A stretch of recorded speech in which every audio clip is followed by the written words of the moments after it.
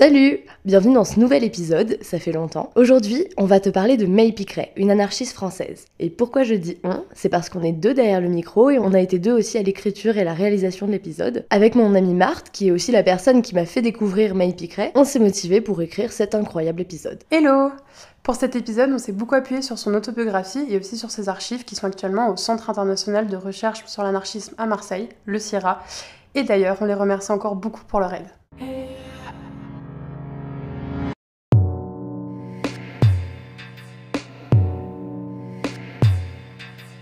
Je ne suis pas un homme. Je n'ai pas d'idées politiques. Je n'ai pas d'avis.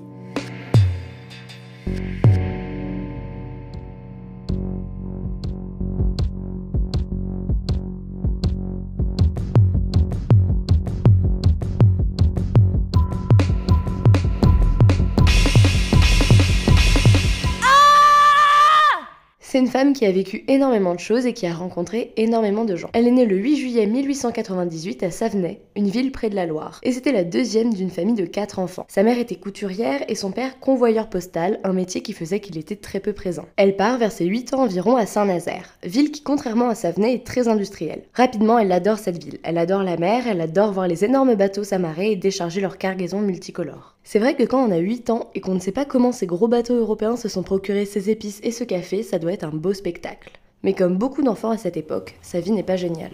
Puis ma sœur vint au monde. Mes rares moments de liberté se furent encore plus rares. Je devais surveiller et endormir le bébé, souvent aussi préparer les repas, frotter les parquets. J'ai appris très tôt les travaux de ménage et à tricoter mes chaussettes.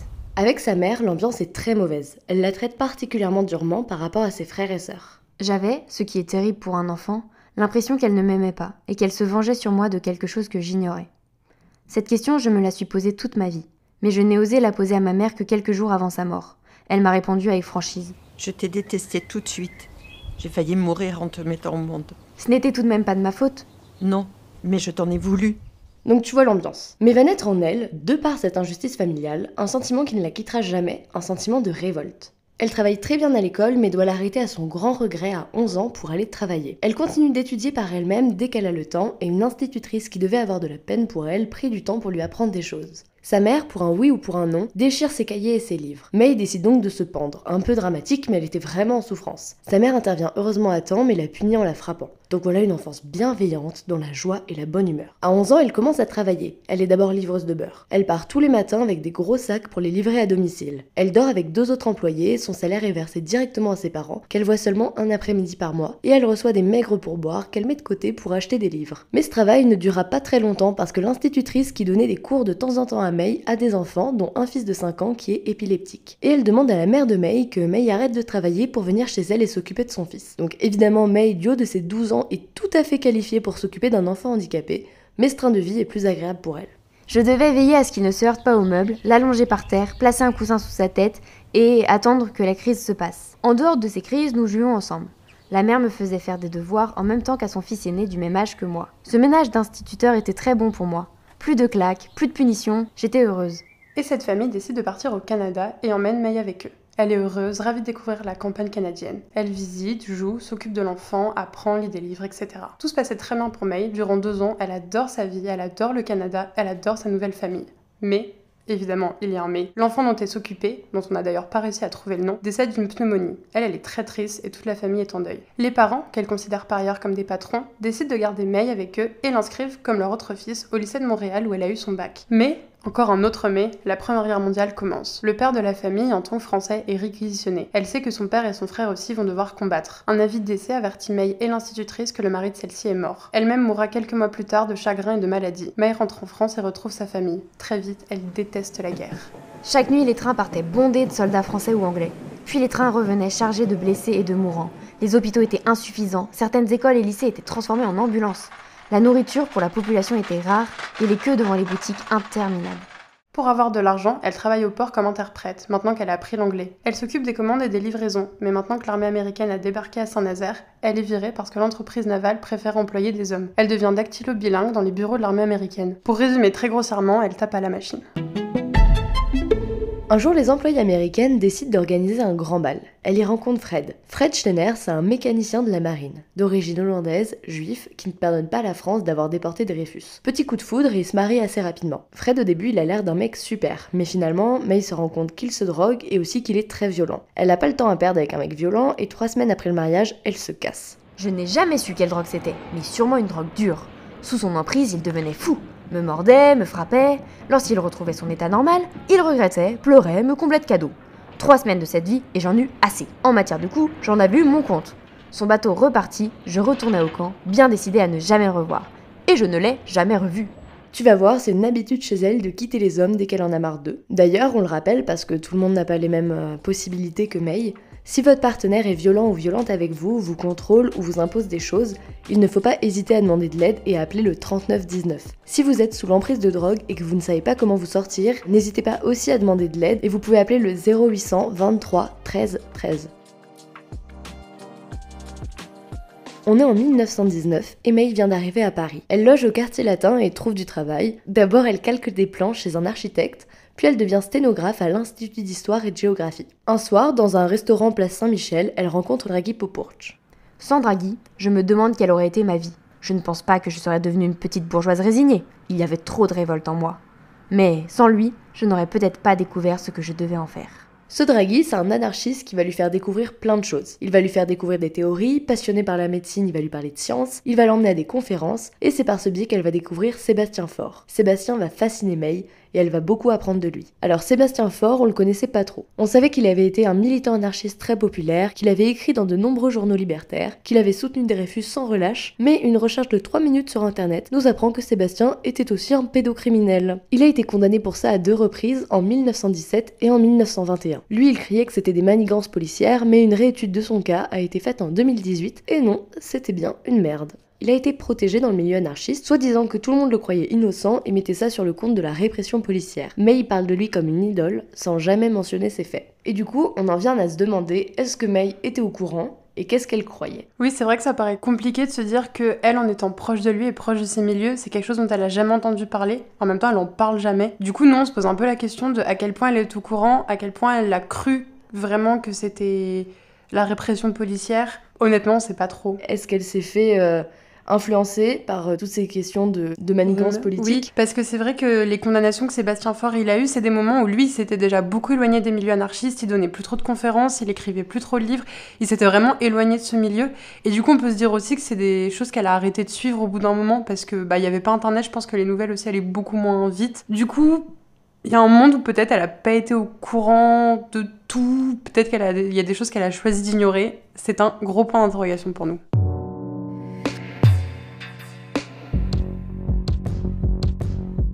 Revenons à notre histoire. Du coup, Draghi lui fait découvrir l'anarchie et pour elle, c'est un coup de foudre. Il vient d'une famille assez fortunée en Serbie qui lui envoie de l'argent, ce qui lui permet de se consacrer à ses études de médecine. Mais il quitte l'institut et entre dans une entreprise qui crée des étiquettes en différentes langues. Sa pratique de l'anglais l'aide pas mal dans ses recherches d'emploi. À ce moment, on est en 1920 et c'est la parole la plus incroyable de sa vie. Elle aime intensément Draghi, elle se fait des amis, des camarades, elle découvre l'anarchie et nombre de courants, elle se bat en meeting, elle découvre la garde à vue, l'éclate quoi. C'est l'époque des groupes anarchistes qui comptent plusieurs centaines de personnes et la fête fait aussi partie de la vie militante, tout comme les chants. Il faudrait tout de même pas nous prendre pour d'inoffensifs jeunes gens se réunissant pour grignoter des cerises à l'eau de vie ou boire des bocs en poussant la chansonnette. Elle participe notamment à la grève des midinettes, ces femmes qui travaillent dans les ateliers de couture de vêtements luxueux, et finit en garde à vue parce qu'une de ses amies avait insulté Raymond Poincaré. En gros, elle est une anarchiste pleine d'énergie qui participe à tout plein de luttes. Mais en 1921, une cause va particulièrement attirer son attention, comme l'intention de tous les anarchistes de la planète. C'est l'affaire Sacco et Vanzetti.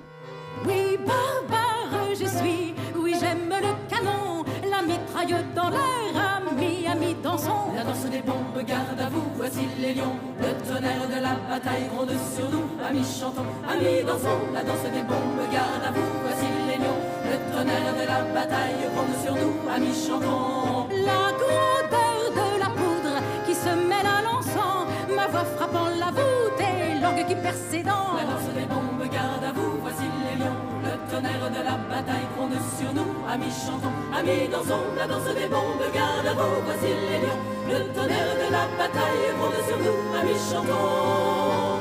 La nuit est écarlate, trempez-y vos drapeaux, aux enfants de Montmartre, la victoire où je tombe.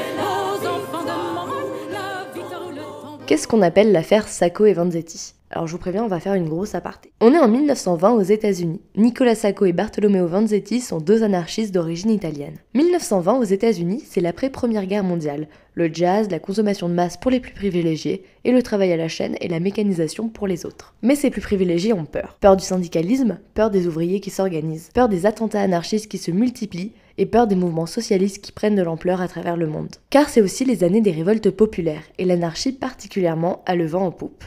Donc des milliers d'immigrés européens et européennes qui étaient soupçonnés d'avoir des activités politiques se faisaient virer des États-Unis et les arrestations se faisaient de façon pas très tendre. Nicola Sacco et Bartolomeo Vanzetti sont cordonniers pour l'un et vendeurs de poissons pour l'autre. Ils sont pauvres, ils sont italiens et ils sont anarchistes. Les deux portent des valeurs assez fortes et ont d'ailleurs fui au Mexique au moment de la Première Guerre mondiale parce que comme beaucoup d'anarchistes, l'idée de tuer ou de se faire tuer pour satisfaire les fantasmes impérialistes, ça leur disait pas trop. Le 15 avril 1920, un braquage dans la ville de South Braintree, à 20 km de Boston, fait 2 morts. Les enquêteurs de la police misent tout sur Sacco et Vanzetti. Comme ça, sans trop de raison. Sûrement pour faire oublier le meurtre d'Andrea Salcedo, un anarchiste italien aussi, qui est mort quelques jours avant en tombant mystérieusement d'un toit du commissariat, où il était retenu et tabassé par les forces de l'ordre. Et c'est probablement un suicide. Donc Sacco et Vanzetti, ça s'annonce mal pour eux. Et les IWW, les Industrial Workers of the World, montent un comité de défense. Grâce à des soutiens financiers, ils peuvent payer un bon avocat, Fred Moore, connu pour sa grande gueule et le fait qu'il soit lui-même socialiste. Le procès a lieu le 31 mai 1921 sous surveillance policière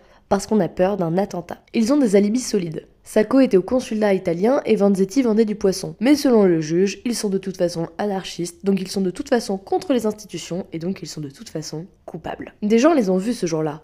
Mais vu que c'est des Italiens, des anarchistes ou des pauvres, on les tourne en ridicule. On essaye de faire croire au mec du consulat qui a accueilli Sacco qu'il se trompe et que Sacco est venu un autre jour. Enfin, vous l'aurez compris, le but est de les discréditer. Le fait qu'ils n'aient pas participé à la Première Guerre mondiale joue aussi contre eux. L'avocat Fred Moore, qui voit bien que c'est un procès politique, élabore une stratégie. Il veut faire connaître l'histoire, retourner l'opinion publique et incarner en Sacco et Vanzetti le prolétariat victime du capitalisme. Le 21 juillet 1921, le verdict tombe. Ils sont reconnus coupables d'un double homicide et condamnés à la chaise électrique. À partir de ce moment-là, des manifestations, des pétitions, des meetings s'organisent dans tous les États-Unis puis dans plein d'autres pays, principalement en Europe. La France n'est pas en reste et un comité de défense se met en place à Paris. Toutes les motions de révision du procès sont refusées, à tel point que l'avocat, Fred Moore du coup, démissionne en 1924. Il en a ras le cul. L'avocat suivant, William Thompson, est différent. Plus propre sur lui, plus bourgeois et moins dérangeant. Il va tenter une autre stratégie et refait une enquête. Le seul argument vraiment solide de la police, c'est les balles. Les balles retrouvées sur le lieu du braquage sont supposées concorder avec les revolvers de Sacco et Vanzetti. On est aux États-Unis en 1920, oui, tout le monde a une arme. William Thompson démontre que c'est un argument tout pourri, que des milliers de personnes ont cette même arme et qu'on ne peut pas condamner 2 personnes à mort sur cette simple base. Et même à ce moment-là, un homme se dénonce mais tout le monde s'en fout. Son discours concorde, mais rien à faire, le juge ne veut pas réouvrir l'enquête. Le dernier espoir de Sacco et Vanzetti, c'est d'obtenir la grâce du gouverneur du Massachusetts, qui est immédiatement inondé de courriers lui demandant de sauver la vie des 2 hommes. Le 3 août 1927, le gouverneur refuse la grâce. Ça énerve le monde entier. À Paris, des centaines de milliers de personnes défilent entre Bastille et Vincennes. Le 8 août, un appel à la grève générale de 24 heures est lancé dans de nombreux pays. Rien n'y fait. Nicola Sacco et Bartolomeo Vanzetti sont exécutés la nuit du 22 au 23 août 1927. L'Humanité titre ce matin-là: Électrocuté, le prolétariat les vengera. 50 ans plus tard, en 1977, le gouverneur réhabilite Sacco et Vanzetti, reconnaissant le rôle des préjugés anti-étrangers dans le procès. Vous connaissez peut-être d'ailleurs cette chanson qui s'appelle Here's to You de Joan Baez, écrite en leur mémoire. Here's to you, Nicola and Bart. Rest forever here in our hearts. The last and final moment is yours. That agony is your triumph. Here's to you, Nicola and Bart. Rest forever here in our hearts. The last and final moment is yours. That agony is your triumph. Here's to you, Nicola and Bart. Rest forever here in our hearts. The last and final moment is yours. That agony is your triumph. Revenons en 1921. May est atterrée de voir que la presse, excepté les journaux de gauche, parle très peu de cette affaire. Pourtant, la mobilisation en France, elle est conséquente. Elle veut donner à cette lutte un coup de projecteur. Elle envoie donc à l'ambassadeur des États-Unis un colis de parfumerie. Je m'étais permis de mettre à l'intérieur des tracts et une grenade défensive, qui devait exploser quand on ouvrirait le paquet. Elle explosa en effet, Mais ce fut le valet de chambre de l'ambassadeur qui ouvrit le colis. Il avait fait la guerre, il comprit de quoi il s'agissait et eut le temps de lancer la grenade à l'autre bout du salon avant qu'elle n'explosât. Il se tira indemne de cette aventure. Tant mieux pour lui. Le salon, en revanche, fut gravement endommagé. Ce qui comptait, à mes yeux, c'est qu'à partir de cet instant, l'affaire Sacco et Vanzetti entra dans le domaine du fait divers, et que la grande presse estima qu'elle pourrait en parler désormais. Ce qu'elle fit abondamment. Brave grenade.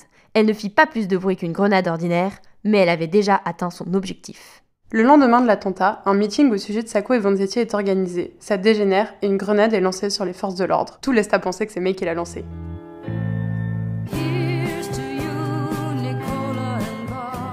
J'étais entrée en anarchie d'instinct. Ma haine de l'injustice et ma révolte s'y épanouissaient. Mais je n'avais pas encore de la doctrine une vue totalement cohérente. Maintenant, les idées se mettaient en place. À force de discussions et de lectures, je m'étais cultivée. Mais ma culture ne consistait pas seulement à accroître mes connaissances livresques. Elle devait me conduire à l'action. Et je trouvais dans l'anarcho-syndicalisme le cadre idéal à celle-ci. Du coup, là c'est sa période anarcho-syndicaliste, elle soutient toutes les grèves, elle est présente partout. Je ne parle pas de ces premiers mai avec la nostalgie du temps passé, parce qu'ils ont été les premiers mai de ma jeunesse. Mais je dis catégoriquement qu'ils ont été, ces premiers mai, authentiques. Les communistes n'avaient pas encore récupéré ce jour de lutte pour en faire la fête du travail. Mais pour les anciens, le 1er mai sera toujours synonyme de revendication, de lutte, de révolte. Mais il n'y a pas que les manifs et les piquets de grève, il y a aussi les débats, les pièces de théâtre, les rédactions de tracts, d'affiches, les conférences, les soirées de soutien qui s'ajoutent à l'emploi du temps de May Piqueret. Elle met aussi beaucoup d'énergie et joue de ses contacts pour faire héberger des camarades étrangers et pour rendre visite à des camarades en prison. En 1922, Draghi et elle se séparent. En fait, pour continuer ses études de médecine, il n'avait pas d'autre choix que de retourner en Serbie. Grosse déception, May elle est très très triste. J'ai cru mourir. Puis la révolte l'emporta sur le chagrin. Je me lançais à corps perdu dans la lutte pour notre idéal. Et d'ailleurs, à ce moment-là, nous, quand on a lu ça, on s'est dit, en y réfléchissant, que bien que ce soit extrêmement triste, on a beau être misandre, on peut comprendre la tristesse qu'elle a avec cette rupture amoureuse, mais que si Draghi avait pas été obligé de partir à ce moment-là, peut-être que son anarchisme aurait été moins personnel. Enfin, souvent, ce truc de quand quelqu'un te parle de quelque chose et te fait découvrir quelque chose, tu vas être influencé par cette personne. Oui, la voir par son prisme, en fait. Exactement, ouais. Tout le temps. Et du coup, peut-être que ce départ et cette rupture, aussi triste qu'elle soit, lui a permis de découvrir l'anarchie par elle-même, finalement, oui, après. Ouais, de se faire sa vraie opinion, d'avoir une vraie liberté militante. Et peut-être que avec Draghi, ça aurait pas été la May Piqueret que ça a été, finalement. On est en 1922 et elle est secrétaire administrative de la Fédération des métaux de la CGT. Et en 1922, il y a le Congrès national de la CGT à Saint-Étienne. Ce congrès, il est assez important parce qu'il marque une scission au sein de la Confédération générale du travail. En gros, nous sommes 5 ans après la Révolution russe et la CGT se questionne sur son avenir. Quelle est la meilleure stratégie ? L'adhésion à Moscou, le réformisme ou l'action radicale ? Nous, personnellement, on a la réponse. Et même au-delà de la question stratégique, des tensions sont très présentes évidemment par rapport aux bolcheviks. Certains voient dans la Russie la mise en pratique des idées pour lesquelles elle se bat depuis des années et d'autres y voient un régime autoritaire. Finalement, la CGT scissionne et la CGT unitaire se crée, mais se réunifie en 1937.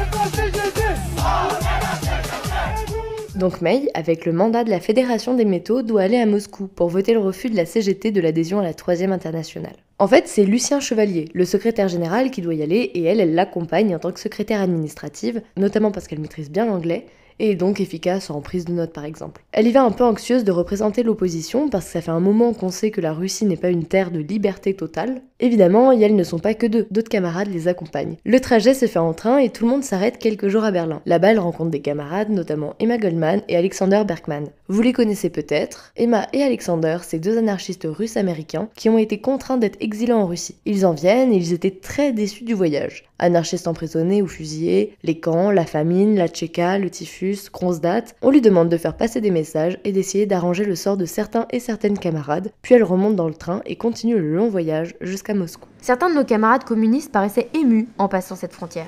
Je les comprenais, puisqu'ils y croyaient. Chez moi, l'émotion était plutôt de l'anxiété. une certaine crainte de ce que nous allions trouver à notre arrivée. Et elles arrivent enfin à Moscou. On les installe dans leur hôtel et toutes les délégations sont ensuite reçues au Kremlin pour le dîner. May elle est ultra choquée parce qu'elle mange dans un endroit magnifique, orné, etc. avec sur la table une quantité inimaginable de nourriture. Ça contraste beaucoup avec ce qu'elle sait et ce qu'elle a vu surtout, à savoir qu'une bonne partie de la population est affamée. Mais elle se dit que c'est exceptionnel, que c'est juste pour leur souhaiter la bienvenue et que le reste du séjour ne se passera pas comme ça. Elle rend visite aux camarades, dont Alexander et Emma lui ont parlé, et remarque que la méfiance est partout et que sa présence même peut mettre en danger certains militants ou anciens militants anarchistes. Le soir même, elle redîne avec toutes les délégations et pareil, une table chargée de nourriture. C'en est trop pour elle, elle se lève de sa chaise. Je montais sur la table et je haranguais les délégués qui se gobergeaient, leur disant combien il était odieux pour des délégués ouvriers de s'empiffrer, alors que les ouvriers russes crevaient de faim. Elle quitte ensuite la table, suivie par des camarades d'accord avec elle. Évidemment, elle a fait sensation, et est maintenant surveillée et suivie. Le congrès commence, d'ailleurs c'est la seule femme présente, et elle le relève pas du tout. Et Chevalier, le secrétaire de la Fédération des métaux avec qui elle est venue, défend l'indépendance syndicale. Vient le vote d'adhésion à la 3e internationale. La CGT française vote en majorité pour, et May, dégoûtée, quitte la salle. Après ce vote, la vieille garde invita la délégation syndicale française à une réunion. Cette réunion se fait à nouveau autour d'un énorme repas. Je laissais passer les plats, me contentant du strict nécessaire, et j'en donnais la raison à mes voisins, ce qui sembla les amuser beaucoup. Ils me proposèrent de venir passer quelque temps en Russie. Ma réponse fut nette, sèche et catégorique. J'en savais suffisamment sur ce qui se passait concernant les opposants, dont j'étais, que mes camarades russes, ceux qui n'avaient pas encore été fusillés, croupissaient dans les prisons ou les camps à vie, et que, si j'acceptais leur offre, je ne tarderais pas à subir le même sort. À ce paradis, je préférais le régime républicain avec toutes ses imperfections, mais où je pouvais encore m'exprimer et lutter pour mon idéal, l'anarchisme. Après le repas, elle chante fièrement le triomphe de l'anarchie de Charles Havret. Debout, debout, vieux révolutionnaire, et l'anarchie enfin va triompher. Debout, debout, vieux révolutionnaire, et l'anarchie enfin va triompher. Empare-toi maintenant de l'usine, du capital, ne sois plus serviteur. Reprends l'outil et reprends la machine, tout est à tous, rien n'est à l'exploiteur. Sans préjugés, suis les lois de nature et ne produis que par nécessité. Travail facile ou besogne très dure n'ont de valeur qu'en leur utilité. Debout, debout, compagnons de misère, l'heure est venue, il faut nous révolter. Que le sang coule et rougisse la terre, mais que ce soit pour notre liberté. Ce qui fait réagir Trotsky. Tu vois, camarade May, qu'il y a encore de la liberté en Russie, puisque tu as pu chanter l'anarchie au Kremlin. Après cette soirée, alors que les membres des autres délégations repartirent petit à petit, elle décida de rester un peu en Russie. En fait, Emma Goldman, la femme qu'elle a vue à Berlin, lui avait demandé de faire tout ce qu'il était en son possible pour faire libérer ses amis Molly Stemmer et Senia Flechin, qui étaient condamnés à perpétuité aux îles Solovki pour avoir appartenu à l'organisation anarchiste Black Cross. Les îles Solovki, je t'en ai déjà beaucoup parlé dans l'épisode sur Evgenia Markon, du coup je te résume ça très grossièrement. C'est le premier goulag de l'histoire, mis en place en 1923, dans des îles isolées de tout où on se gèle le cul, les prisonniers et prisonnières ne mangent pas, subissent du travail forcé et de la torture. On y enferme les contre-révolutionnaires, les anarchistes et les communistes qui se révoltent contre le pouvoir bolchevique, et n'importe qui considéré comme criminel. Voilà, donc May se dit qu'être surveillée H24 par les bolcheviques c'est pas assez dangereux comme situation et qu'elle pourrait aggraver son cas en insistant pour libérer les amis d'Emma Goldman, elle-même une anarchiste qui a beaucoup critiqué le parti. Mais c'est génial, vraiment, elle est fascinante. On a compris que son caractère têtu faisait d'elle une personne inarrêtable dans ses convictions. Donc elle se dit qu'elle va demander un entretien à Trotsky, parce que pourquoi pas, pour lui en parler. Il accepte, et elle n'y va heureusement pas seule, mais avec Chevalier, qui lui a décidé de rester avec elle. Tu ne veux pas me serrer la main, camarade May. Pourquoi donc ? Je suis anarchiste, et il y a Makhno et Kronstadt entre nous. Elle lui parle de ses camarades enfermés en Sibérie et défend férocement leur libération. Moi aussi je suis anarchiste, mais le peuple russe est un culte. Il doit évoluer. Et pour cela, nous devons traverser une période transitoire. Qui durera combien de temps ? Le temps qu'il faudra. Trotsky lui dit qu'il allait faire ce qu'il pouvait et, avec Chevalier, elle visite Moscou sous tous les angles. Première bonne nouvelle, elle reçoit un laissez-passer pour Arkhangelsk. C'est la ville portuaire depuis laquelle on rejoint les îles. Les voilà partis, elle et Lucien Chevalier, dans une zone de la planète où il fait jusqu'à moins 50 degrés. Et elles sont bien décidées à faire libérer Molly et Senia. Et elles sont avec un interprète, chargé également de les surveiller évidemment. Et elles sont fouillées et interrogées. Nous avons le temps d'apercevoir dans les couloirs des petites portes aux énormes serrures et des gardiens qui vont et viennent. Une brigade d'une 50aine d'hommes environ pénètre dans la cour. Ces hommes reviennent du travail. Certains portent de longues capotes, en bien mauvais état, et des valankis attachés aux pantalons avec des chiffons et des ficelles. Ils ont l'air frigorifiés et ont pauvre mine. Des femmes, en aussi mauvais état, transportent d'énormes marmites. Des gardes armés accompagnent les uns et les autres. L'atmosphère est lourde et j'ai hâte de quitter ce lieu inhospitalier. Elle va très vite le quitter parce que l'interprète leur dit que les prisonniers qu'ils cherchent ont été emmenés la veille à Moscou. Quel hasard! Elle a beau insister, rien n'y fait. Le voyage a été inutile, retour à Moscou. Et en plus, elle s'est fait voler son portefeuille dans le train avec sa carte de délégué, donc vraiment, ce voyage ne sert à rien. Les autorités bolcheviques les font tourner en rond plusieurs jours pour au final apprendre que ses amis ont reçu l'obligation de quitter la Russie. Tout va bien, super, on va les revoir plus tard à Paris. Son voyage en Russie est terminé et elle n'y retournera plus jamais. On peut très bien imaginer que le droit de visite qu'elle a eu concernant Molly et Senya et son arrogance envers Trotsky ont grandement participé à faire sortir ses amis de prison et leur permettre d'avoir seulement une obligation de quitter le territoire. Et c'est quand même impressionnant de se dire ça, quand on se rappelle qu'à la base, May, elle était venue là-bas juste, entre guillemets, pour être secrétaire de la CGT, secrétaire de Lucien Chevalier, et que grâce à elle, 2 personnes, au moins, ont la vie sauve. Debout, vieux révolutionnaire, et l'anarchie enfin va triompher. Debout, vieux révolutionnaire, et l'anarchie enfin va triompher. Donc récapitulons.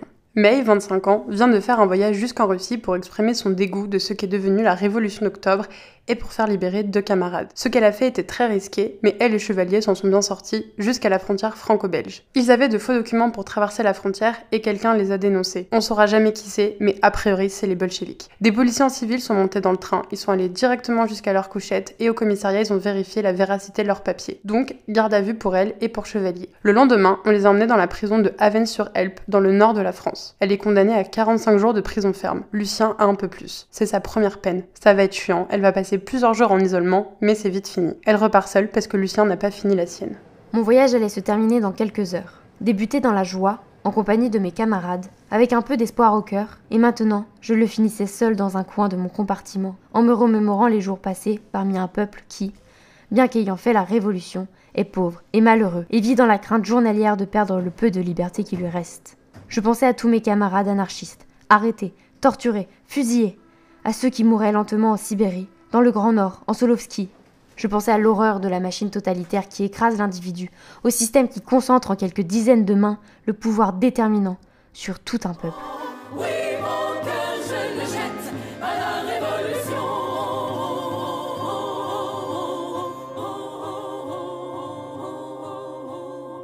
Pendant leur voyage, Lucien et elle ont plutôt bien sympathisé, à tel point qu'en arrivant à Paris, May se rend compte qu'elle est enceinte. Sauf que Lucien, il a beau être bien sympathique, il est marié et il a un enfant. Elle décide d'élever l'enfant seule. Elle dit qu'elle ne voulait pas porter préjudice au couple de Chevalier, mais on pense surtout qu'elle ne voulait pas s'encombrer d'une relation. Quelques mois plus tard, Sonia, sa première fille, naît en octobre à l'hôpital Lariboisière à Paris. May est ravie. Elle emmène sa fille en réunion et aux manifestations qu'elle juge pas trop dangereuses. Le 11 janvier 1924, il y a un meeting à la Grange aux Belles. Heureusement, ce jour-là, May n'a pas emmené Sonia avec elle. Le meeting, appelé à la place par la CFIC, la section française de l'Internationale communiste, c'est l'ancêtre du PCF avec Fabien Roussel en moins et le communisme en plus. Donc la SFIC, qu'on dit peut-être SFIC, aucune idée, organisa un meeting et comme c'était courant à l'époque, le journal Le Libertaire, journal qui est évidemment libertaire, bravo, appelle les anarchistes à s'y rendre pour apporter du débat. On est dans un contexte où les anarchistes et les communistes sont toujours déchirés par la question du bolchevisme. Donc je sais pas trop à quel moment ça a commencé, mais d'un coup, une bagarre éclate. Je fonce vers le lieu de la bagarre, bousculant ce qui se trouve sur notre chemin. Nous nous retrouvons, une quinzaine de camarades dans ce coin, et arrivons à dégager Boudou. Avec les sièges des premiers rangs, dont nous avons chassé les occupants, nous faisons une barricade, et nous nous battons par-dessus, contre les jeunes gardes armés de matraques. Je suis venu les mains vides. J'enlève ma ceinture de cuir, l'enroule autour de mon poignet, et prends place dans la bagarre. Des balles sont tirées, il y a plusieurs blessés, et 2 militants anarchistes sont morts. Après ça, communistes et anarchistes se renvoient la balle pour savoir qui a commencé ou non. Nous sommes convoqués à quelques-uns à l'APJ. On essaie de me faire dire les noms ou les noms de ceux qui ont tiré. Ce n'est pas mon rôle de dénoncer qui que ce soit. Que le ou les coupables se dénoncent. Qu'ils aient le courage, ou que la police, dont c'est le travail, les démasque. Il n'y a jamais eu d'arrestation, ni d'inculpation. Je rencontrais un des tueurs presque chaque jour, et le traitais d'assassin. Il ne bronchait pas. Mais est-ce le remords ? Il me semblait que ses cheveux blanchissaient. Les bolcheviks n'assassinent pas qu'en Russie.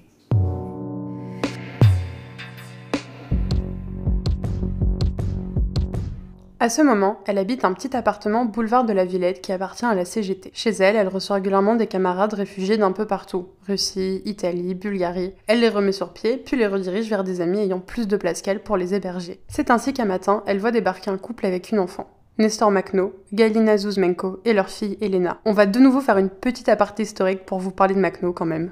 Donc Makhno, il est né en Ukraine, dans une famille pauvre, il arrête vite l'école pour travailler en tant que paysan et il rejoint très rapidement un groupe anarchiste qui mène notamment des actions d'expropriation. En gros, l'idée c'est d'aller voir des propriétaires terriens et de leur dire soit tu donnes tes terres et tu arrêtes de t'enrichir sur le dos des paysans, soit tu prends une balle. Lors de l'une d'entre elles, un gendarme est tué et Makhno échappe de peu à la peine de mort en raison de son jeune âge et se retrouve condamné à la prison à perpétuité à Moscou. Son co-détenu est Pierre Archinov, militant anarchiste et écrivain qui l'initie entre autres aux idées de Kropotkin et Bakounine. Libéré après la révolution de février 1917, il revient dans sa ville natale, Goulaï-Polé, pour continuer ce qu'il avait commencé. Il fonde l'Union des paysans, qui exproprie les propriétaires agraires, répartit les terres suivant les capacités de chacun à travailler dessus et le matériel. Bien sûr, c'est complètement illégal, mais le contexte politique à ce moment-là, il est tellement chaotique qu'il n'y a personne de l'État pour venir stopper cette socialisation des terres. Pendant des mois, il va former des communautés autonomes de paysans à travers l'Ukraine, avec beaucoup de succès. En fait, Makhno, il croit à la communication directe avec les concernés. Pour lui, les politiques, ils pourront jamais être complètement honnêtes parce qu'ils sont au pouvoir, et les intellectuels, ils sont déconnectés de la réalité des travailleurs et des travailleuses. En utilisant ce mode de fonctionnement, il arrive super bien à rallier des gens à sa cause et il devient extrêmement populaire. Dans le même temps, il libère le pays des troupes allemandes. C'est à ce moment qu'est formée la Makhnovtchina,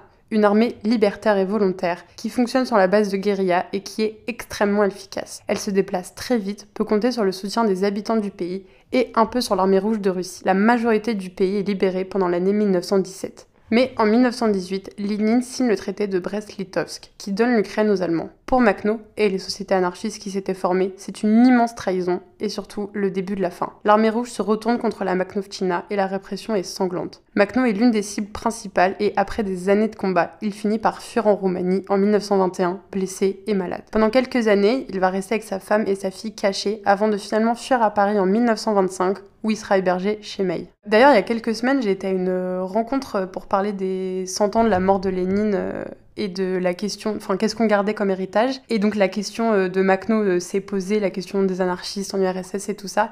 Et il y a quelqu'un qui a dit, oui, mais quand même, Makhno, il était antisémite. Et c'est vrai que c'est des choses qu'on lui prête, des rumeurs qui ont beaucoup tourné. Et en fait, c'est une rumeur qui a été largement lancée par les bolcheviks pour le discréditer, comme quoi il y avait des actions de pogrom, etc. Et en plus, il y en a eu des pogroms à ce moment-là, donc c'est vrai que c'était pas complètement déconnant que se dire que c'était la Makhnovtchina. Mais en fait, il y a une chronologie des pogroms qui a été faite et des déplacements de la Makhnovtchina, et ça correspond pas du tout. Il y avait des hauts gradés juifs placés dans la Makhnovtchina et tout ça, et Makhno avait fait circuler une lettre en interne en disant que tout acte antisémite serait gravement puni. Il y a des gens qui ont été fusillés pour ça. Parce qu'il y a eu des actes antisémites au sein de la Makhnovtchina, ça c'est un fait. Mais c'était pas du tout une volonté de Makhno, c'est des choses que lui a pas contrôlées. Mais bon voilà, a priori, Makhno n'était pas antisémite. Makhnovtchina, tes drapeaux sont noirs dans le vent. Ils sont noirs de notre peine, ils sont rouges de notre sang. Ils sont noirs de notre peine, ils sont rouges de notre sang. Par les mots et par les plaines, dans la neige et dans le vent, à travers toute l'Ukraine, se levaient nos partisans. À travers toute l'Ukraine, se levaient nos partisans. En 1926, elle loge à Saint-Tropez pour voir Emma Goldman et Alexander Berkman. Un beau matin, son domicile se fait perquisitionner, et elle sait pas encore pourquoi. En fait, elle envoyait régulièrement des livres à un camarade en prison, et lui retournait les livres avec des lettres. Les policiers, durant cette perquisition, lui affirmaient qu'elle possédait là un trésor en mentionnant ces livres-là. Elle comprend pas du tout ce que ça veut dire. Elle est mise en prison à Marseille, elle y reste quelques jours, puis elle est transférée à la prison de Melun. Donc seule dans une mini-cellule, c'est pas l'éclate. L'après-midi, j'entends les femmes en sabots que l'on conduit à la promenade. On vient me chercher, mais seule. Je dois enfiler sur ma tête une cagoule taillée dans un tissu rugueux. 2 trous pour que je puisse me diriger. Je dois avoir bonne mine. Je devrais enfiler cette coquetterie chaque fois que je quitterai ma cellule.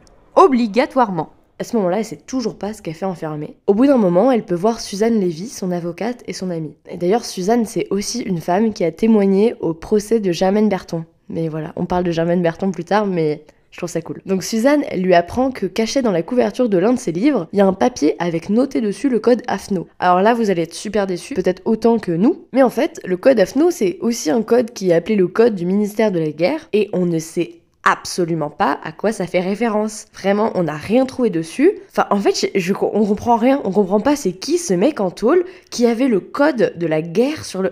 On comprend que dalle, il n'y a aucune archive sur le sujet, même qui retrace cette arrestation, etc.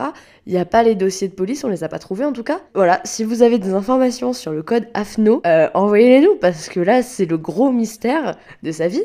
Pourquoi elle était en tôle? Voilà. Donc bon, mais c'était un gros truc parce que Suzanne, elle lui apporte les journaux du moment et sa tête, elle est en première page. C'est incroyable. Il y a tout qui lui tombe dessus. Elle est en tôle, loin de sa fille, pour un code qu'elle connaissait même pas. Sauf que le fait qu'elle avait aucune connaissance de cette affaire, enfin de ce code qui était dans la couverture du bouquin, et du coup, au moment du procès, on se rend bien compte que la meuf, elle est pas trop coupable de ce pourquoi on l'accuse. Elle va passer quelques mois dans cette prison, mais vite sortir. Elle sort assez rapidement pour quelqu'un qui a le code de la guerre dans un livre à côté de chez elle.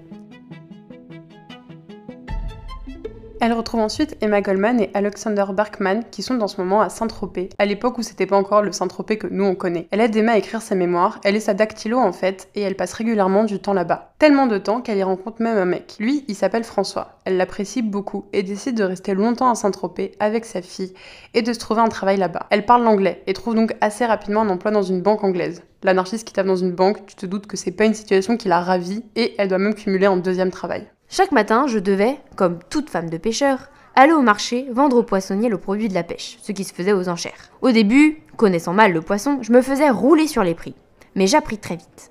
Ensuite, après une bonne toilette, je me rendis à la banque. Sonia allait à l'école des petits. Puis Lucien vint au monde. François était heureux et tout fier d'avoir un fils. Et moi aussi.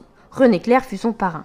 Une bonne et brave piémontaise prenait soin du bébé pendant mes heures de travail. La vie continue comme ça quelque temps, sauf qu'évidemment ça plaît pas du tout à May. Sa vie sédentaire la gêne, elle voudrait replonger dans le militantisme et François ne voulait pas entendre parler de politique. Aussi, le commerce de poissons fit faillite, ça ne se passait pas bien avec sa belle famille, bref, la dégradation de leur union lui fit comprendre qu'elle n'était pas faite pour être la femme d'eux, mais bien une anarchiste badass qui dit à Trotsky ses 4 vérités et qui envoie des colis piégés. Mais bon, pour l'instant, elle a 2 enfants et pas d'argent. Elle travaille quelques mois dans un hôtel, puis elle est dactylo, puis elle travaille dans une supérette. Finalement, elle quitte François et remonte à Paris. Entre-temps, Alexander Berkman meurt et Emma Goldman mourra 4 ans après. Elles ont passé toute la fin de sa vie à correspondre. Oui, mon cœur, je le jette à la révolution.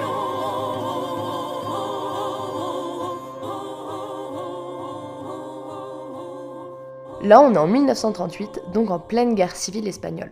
On va pas avoir le temps de recontextualiser la guerre d'Espagne, mais si tu veux en savoir plus, il y a un épisode sur Monres Libres qui est sorti il y a quelques mois, voire 1 an peut-être, sur le sujet. Avec son ami Louis Lecoing, elle veut aider les révolutionnaires. Pour elle, son engagement va passer par rentrer au comité d'aide aux enfants espagnols. C'est un comité qui récupère les enfants perdus ou orphelins pour s'occuper d'eux. Mais il voulait contribuer à la révolution par ce biais. Les enfants, c'est pour elle les victimes les plus vulnérables de la guerre, en tout cas c'est les plus oubliées. Et du coup, pour elle, c'est les personnes dont elle doit le plus s'occuper. Parce que quand on fait une révolution, c'est aux enfants qu'on doit d'abord penser. La guerre, cette honte de l'humanité, a plusieurs visages. Ma gorge genoux, mais au lieu des larmes, c'est la rage qui monte et m'envahit. Je hais les fauteurs de guerre, les responsables, quelle que soit leur nationalité ou leur rôle. Hommes d'État, capitalistes, fabricants d'armes. Pour elle, la guerre c'est un moyen de tuer les mouvements sociaux et d'empêcher les révolutions. Elle ravitaille et aide dans les camps, plus ou moins de prisonniers réfugiés politiques dans le sud de la France pendant un moment. Elle retrouve Fernando, qui est un ami anarchiste rencontré à Saint-Tropez, mais ne peut pas le voir parce qu'il est dans le camp du Vernet, qui a un statut un peu particulier. En fait, les gens dedans, ils ont presque autant un statut de réfugiés politiques que de prisonniers. Donc ils peuvent pas sortir, mais ils sont censés recevoir de l'aide. Enfin bref, c'est un peu compliqué. Elle finit par pouvoir lui rendre visite, et mieux que ça, elle convainc son comité de ravitailler le camp et 1 fois par semaine, elle vient donc avec un camion plein à craquer de nourriture et de produits d'hygiène. Elle explique cependant que, vu le nombre et la détresse des gens du camp, ça représente bien peu. Elle persuade aussi le commandant chef du camp d'accepter les visites des familles de prisonnier. Vous avez bien compris que c'était un statut particulier. Après un aller-retour à Paris pour se procurer des papiers d'identité pour Fernando, qu'elle veut faire sortir du camp, elle apprend qu'il a été emmené par une délégation d'Italiens. Ça ralentit pas du tout son action de ravitaillement, au contraire. Lors d'une visite, qui se trouvera être sa dernière, un officier du camp lui confie que la Gestapo doit venir chercher plusieurs internés allemands dès le lendemain, ce qui signerait leur arrêt de mort. Je passe sur les détails, ce n'est pas la façon dont je m'y suis prise qui compte, mais le résultat. En tout cas, quand la Gestapo est arrivée le lendemain, elle a dû se poser quelques questions.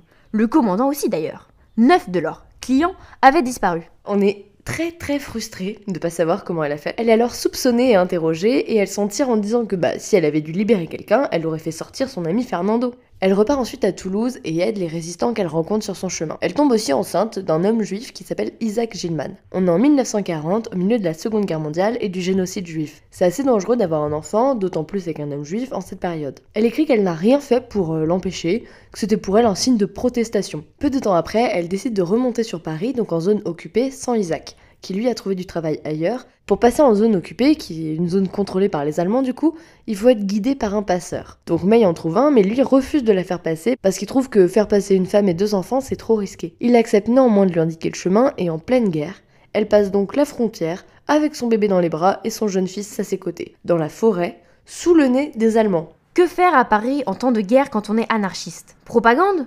Journaux interdits. Je décidais de faire ce que j'avais toujours fait, aider ceux qui se trouvaient dans le pétrin. Elle se trouve un travail comme correctrice dans une imprimerie et avec l'aide de quelques ouvriers et d'amis elle qui sont engagés dans la résistance, elle se lance dans la fabrication de faux papiers pour les juifs et juives, les résistants-résistantes, les opposants politiques. Le problème, c'est que le papier de l'imprimerie est de mauvaise qualité et donc il est moins crédible en tant que papier d'identité. Une amie à elle, Thérèse, qui est recherchée par le régime nazi, avait trouvé un travail à Paris dans les bureaux de la censure allemande. Thérèse se disait que personne n'irait la chercher si elle travaillait avec les nazis, et elle avait raison. May va alors lui rendre visite, souvent au travail, faisant en sorte que les Allemands s'habituent à sa présence et se met donc à utiliser leur papier pour imprimer ses faux. Encore une fois, elle leur passe sous le nez, et même pire, elle prend leur papier et leur encre pour sauver des gens. May, elle a traversé la guerre sans jamais se faire attraper, alors même qu'elle prenait énormément de risques. Son attachement farouche à sa liberté l'a préservée de ne jamais adhérer officiellement à aucun groupe ou réseau de résistance, et selon elle, c'est ce qui l'a sauvée de la déportation. La guerre se termine. May dénonce la vengeance faite aux femmes que l'on rase et dénude dans la rue, coupables d'avoir sauvé leur peau. Isaac et Sonia rentrent à Paris. En 1951, elle devient correctrice à Libération et en 1958, elle part pour la 2e fois aux États-Unis, rendre visite à sa fille Sonia à New York pour la naissance de son 4e enfant. Là-bas, elle ira à la rencontre des syndicats et de divers groupes anarchistes, en particulier féministes, où elle retrouve les idées d'Emma Goldman. Invitée par la famille de cette dernière, elle ira à Woodstock, où elle passe des moments, notamment avec Bob Dylan et Joan Baez. Joan Baez, on vous le rappelle, c'est l'autrice et la chanteuse de la chanson Here's to You qu'on vous a passé juste après le passage sur Sacco et Vanzetti.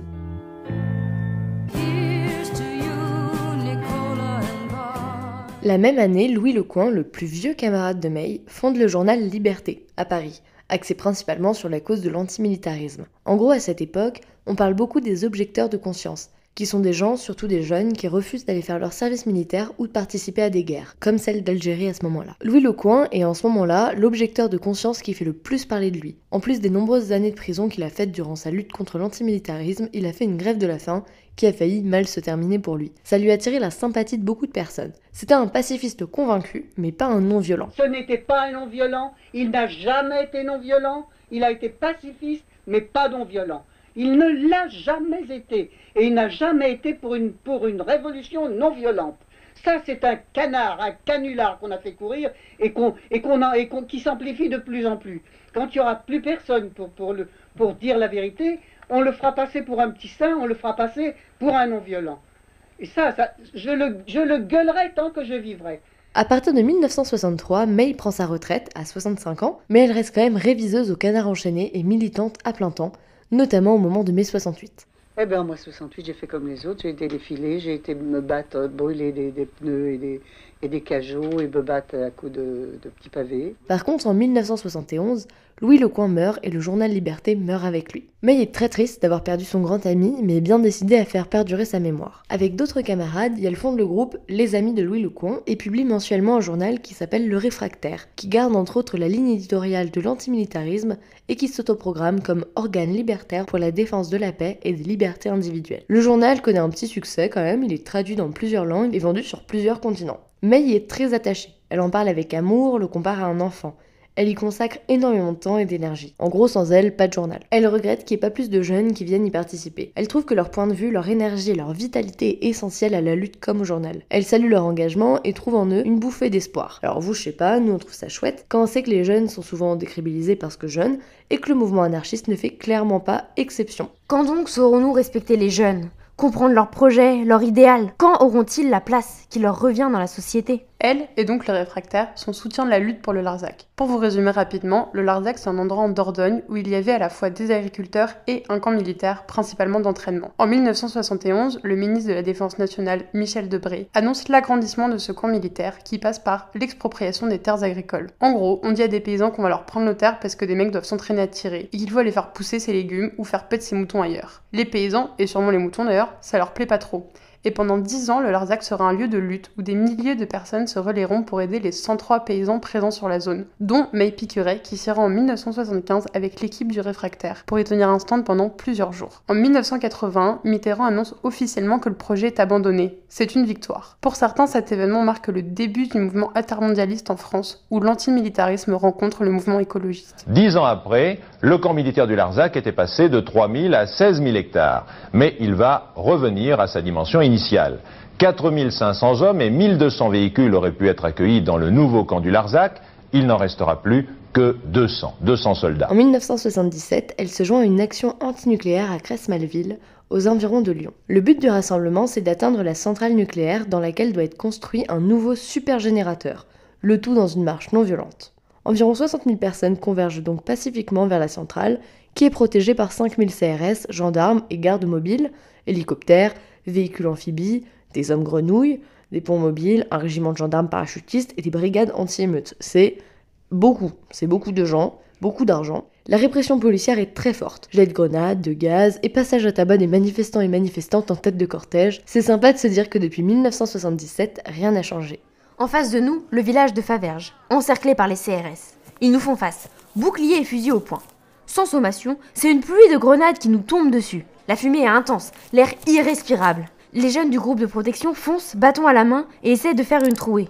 Ils sont vite submergés par la flicaille qui tire dans tous les sens. Déjà, on annonce un mort, un jeune professeur de physique, puis des blessés. Un à la jambe emportée, l'autre une main. Les CRS se servent de grenades offensives. Un CRS se fait péter la main. Les jeunes ripostent par des jets de pierre et quelques cocktails Molotov. Mais c'est bien peu de choses en comparaison à des milliers de grenades, dont certaines au chlore, que les CRS nous envoient. Mais que vont faire les dirigeants? Nous sommes quelques-uns à interroger. Bon sang, il y a environ 60 000 personnes. On ne peut pas laisser massacrer cette poignée de jeunes qui se battent seuls. Il faut faire quelque chose. Et la réponse arrive. Claire, nette, bouleversante. Nous avons atteint notre but. C'est faux. Nous devions aller jusqu'à la centrale. Notre démonstration est faite. Nous allons retourner au camp. Que ceux qui veulent se battre restent, nous partons. Alors je leur ai dit, vous n'êtes pas des non-violents, vous êtes des lâches. Et moi, vous m'avez vu, plus jamais je ne viendrai dans vos manifestations. Mais il repart de cet événement dégoûté par la répression policière, mais surtout dégoûté par l'attitude des organisateurs qui, selon elle, ont abandonné les personnes qui ont décidé d'être plus violentes. Elle rentre à Paris âgée de 80 ans et publie son livre « May Piqueret, la réfractaire », 81 ans d'anarchie, qui connaît rapidement un grand succès. 7000 exemplaires sont d'abord tirés et sont écoulés en 2 mois. Il sera réédité plusieurs fois. D'ailleurs, elle explique que, de par l'écriture de sa vie, elle voulait mettre à plat ses expériences et juger si elle avait bien servi sa cause. On trouve ça assez révélateur de comment elle voyait son engagement politique. En 1983, elle meurt d'un cancer généralisé et avec elle, le réfractaire. Eh bien moi j'y crois à l'anarchie et je crois que ça se réalisera un jour. Et j'y crois fermement. Et je sème ma graine. Je voudrais vivre 150 ans pour la voir pousser, justement. Alors ça, c'est la fin de l'épisode qu'on a écrit, parce qu'en fait, il y a des moments qui étaient écrits, qu'on a travaillé, et des moments où on parlait de façon un peu plus improvisée. On est triste que ce soit la fin. On est très triste. On a adoré écrire cet épisode. Oui. Mais du coup, maintenant, on aimerait bien parler un peu de sa vie, faire un petit peu un petit récap. Notamment sur le féminisme aussi, parce qu'on en a très très peu parlé. Et il y a beaucoup de choses à dire sur le féminisme de May. Qui en fait était pas une des causes principales de sa vie. Enfin, elle s'est jamais revendiquée spécialement féministe. Il y a un extrait vidéo où elle dit j'ai jamais appartenu à un groupe féministe. Non pas que je voulais pas, mais... Enfin voilà, pour elle, on sent que c'était pas l'engagement majeur de sa vie, même si en fait, dans sa vie, elle a mis en pratique plein de valeurs féministes fortes, quoi. Oui, et puis elle était très amie avec des femmes qui défendaient l'amour libre, la contraception, etc. L'avortement aussi. Mais elle a eu le privilège de pouvoir vivre sa vie sans homme, en fait. Sans homme. Sans son père, rapidement. Sans mari, à la fin. Elle a dégagé ses mecs très vite. Oui, elle, être seule et porter le poids d'élever des enfants seuls et tout ça, c'est un truc... Enfin, vraiment, quand elle en parle, c'était pas un poids pour elle, c'était pas une charge. Les hommes, c'était des charges. Ça se sent. Et en même temps, la relation était une charge, en fait. Le fait de dépendre de quelqu'un... Par exemple, à Saint-Tropez, quand elle a deux tafs en même temps, elle a quand même le privilège d'embaucher quelqu'un pour s'occuper de ses enfants. Donc, elle a pas de mari attitré, mais elle se débrouille quand même pour que le fait d'être mère, ça empiète pas non plus tant que ça sur sa vie. Et d'ailleurs, ses enfants, ils diront que ça n'a pas été la mère la plus douce et la plus aimante, ouais. Même s'ils se plaignent pas spécialement de leur enfance, mais voilà, c'était quand même avant tout une militante anarchiste. Et aussi, à la fin de sa vie, quand elle avait 80 ans, 81 ans à ce moment-là, elle a participé à une émission de radio et elle a eu des propos... je me souviens plus des propos exacts, mais des propos assez... C'est complètement hors sol et assez graves sur le viol. C'était sur le viol. Oui, ouais. Je crois que c'était ça, ouais. C'était sur le fait que elle, elle disait, moi, on m'a jamais violée et je suis pas plus moche qu'une autre, alors... Oui, en fait, elle disait que elle avait beaucoup été dans des milieux masculins, les syndicats de métallurgie, par exemple, ou ce genre de choses, et que les hommes s'étaient jamais vraiment mal comportés avec elle, et que du coup... il n'y avait pas de raison de se plaindre, mais que voilà, fallait s'endurcir dans la vie et que, elle a un peu ce discours de vieille femme un peu déconnectée de ce qui était en train de se jouer à ce moment-là. Ouais. Surtout. Ouais. Et un peu viriliste aussi, de si tu veux pas qu'il t'arrive quelque chose, sois forte, sois forte, défends-toi, exactement. Et après, pour récapituler sa vie, il y avait aussi Germaine Berton. Vraiment, on est très déçus qu'elle n'ait pas rencontré Germaine Berton. Donc Germaine Berton, c'est une meuf qui a buté un nazi, notamment. Il y a tout un épisode sur elle qui est sorti, si tu veux en savoir plus. Mais elles ont vécu à peu près... elles étaient à Paris, en tout cas, à la même époque. Et May parle d'elle dans son livre, dans son autobiographie. À la fin, elle parle de certaines figures de l'anarchisme française à ce moment-là. Et elle parle de Germaine Berton. Mais elle dit qu'elle n'a jamais pu la rencontrer. Après, Germaine, c'était quelqu'un qui était très solitaire. Oui, Germaine Berton, je crois un peu, femme un peu particulière, très stylée, hein, mais un peu particulière. Et pas effectivement, c'est... Ouais, voilà, sans doute. Et c'est vrai que c'est dommage parce que c'est deux femmes anarchistes très stylées qui ont eu des actions violentes, mais pleines de sens, pas de la violence pour de la violence, c'est-à-dire très ciblées pour des raisons très... Et du coup, c'est vrai que nous, on trouve ça hyper dommage qu'elles se soient jamais rencontrées. C'est un peu le crossover de nos rêves. Mais pas de rencontre Germaine Berton, May Piqueret, au grand regret de May Piqueret, comme elle l'écrit du coup dans son livre. Et la violence aussi, c'est quelque chose dont on voulait parler, parce que donc quand elle écrit son livre, elle a 81 ans, et elle prend énormément de recul sur sa vie. Le colis piégé qu'elle a envoyé, c'était pas un molotov, mais c'était une bombe.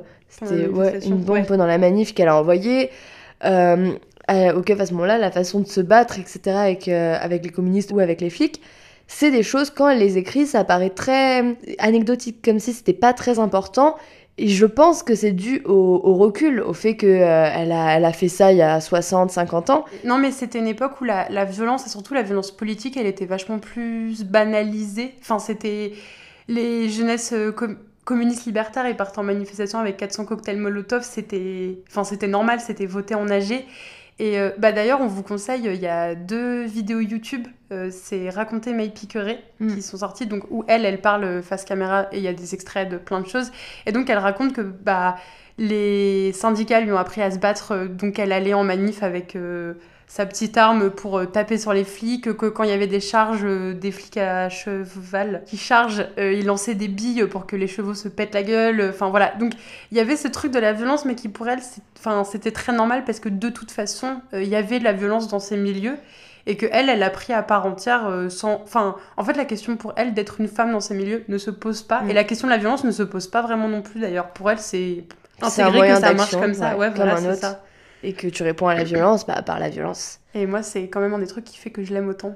Moi, j'aimerais bien revenir sur sa relation avec Emma Goldman. Emma Goldman, je pense que vous la connaissez. Si vous écoutez des podcasts sur des femmes anarchistes, c'est probable que vous soyez à un moment tombé sur elle. Et du coup, le fait qu'elles aient été très, très, très proches, je trouve ça assez cool, pas parce que Emma Goldman c'est la grande star et que May a eu la chance de la rencontrer, pas du tout, mais le fait que elles ont eu une relation vraiment énorme. Du coup, au Syrah de Marseille, on a eu beaucoup de lettres entre les deux.